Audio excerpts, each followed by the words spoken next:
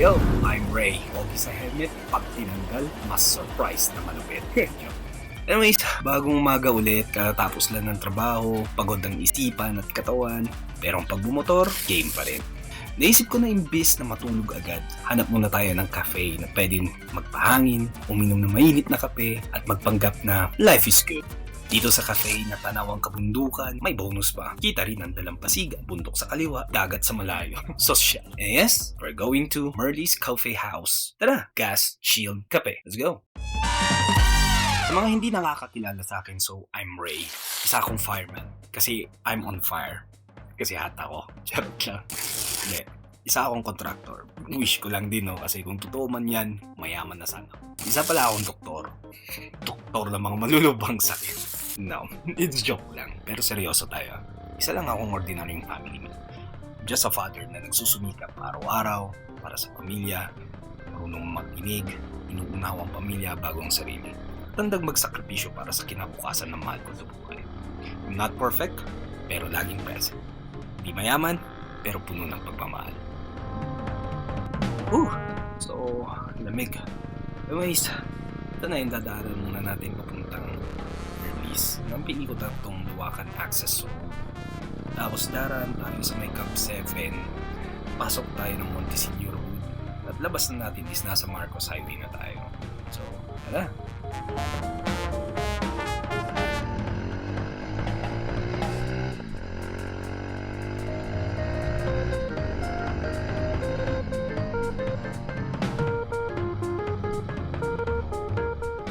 Alright, so I'm here now at Petron sa may intersection ng papasok sa Green Valley at saka sa Marcos Highway. So, gas time natin before we headed to Merly's.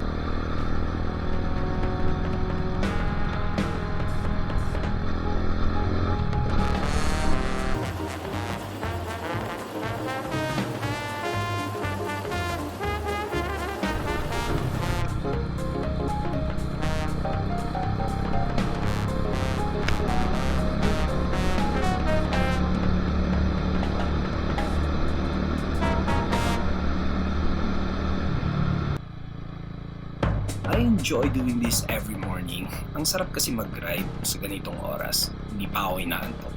Night owl kasi ako. So, I'm an analytics consultant working aligned with US time zone. So, habang tulog yung iba, ako'y gising.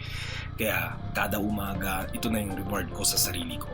Konting ride, preskong hangin, hanap ng kapihan kung saan sarap magkape. So, ganitong buhay ang night owl. Tulog sa umaga, gising sa gabi, pero laging may ride time.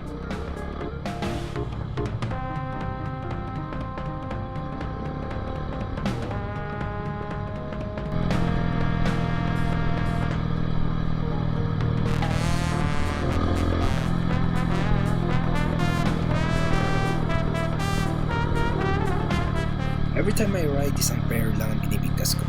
God give me safe. Simple lang. No long words kasi may pamilya akong naghihintay sa akin.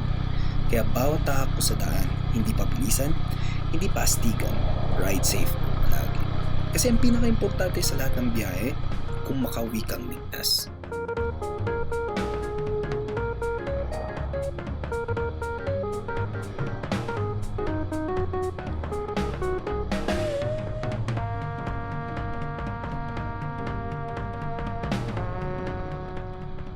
Kaya ako lumalabas tuwing umaga at naghahanap ng cafe.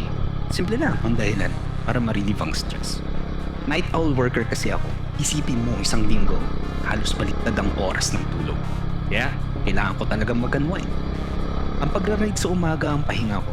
Preskong hangin, tahimik na kalsada, at yung pakiramdam na kahit sandali, sarili ko munang inuunaw. Kaya kahit medyo malayo ang pupuntahan kong cafe, okay lang. Gusto kong masulit ang bawat ride.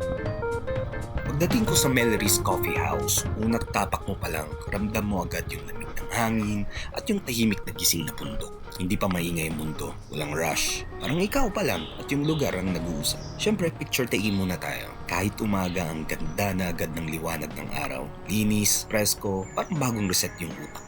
So, pagpasok ko sa loob, pinati ako agad ng staff. Simple lang, pero welcoming. Hindi yung pilit na good morning, kundi yung ramdam mong sanay silang makakita ng mga taong gustong magpahinga. Unang bumungad sa akin ay yung iba't ibang klase ng coffee beans. May local, may pang may matapang, may pang relax. Dito mo makikita na hindi lamang basta kape yung tinitimpla nila. So may kwento rin. Makikita mo rin yung mga beans na tulad ng Barako, Benguet at Arabica. So kanya-kanyang karakter. Parang tao lang. May tapang, may smooth, may balance sa drinks man. Bukod sa Americano, may mga classic tulad ng cappuccino, cafe latte, at mga iced coffee na perfect sa mga hindi nagmamadali sa umaga. May options din para sa mga hindi nagkakape, kaya kahit sino may mahahanap dito. Ako, kinuha ko yung kape de Americano. So, walang asuka. Kasi gusto ko yung lasa ng kape na diretso lang, mapait, mata. Saka bitter ako. Kasi bitter ng kape ko. No. Just a joke on me. Pero legit, gusto ko yung kape na hindi nagtatago sa tamis. Yung honest sa lasa. Tulad ng umaga na hindi nag-pretend. Paglabas ko, dala ko yung kape ko.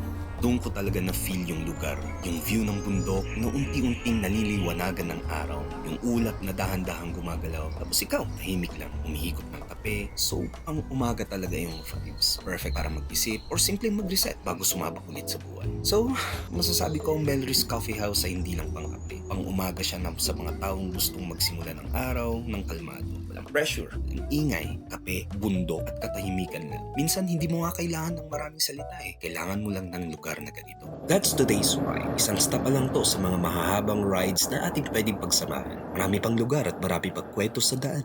This is Ray Bike Rides.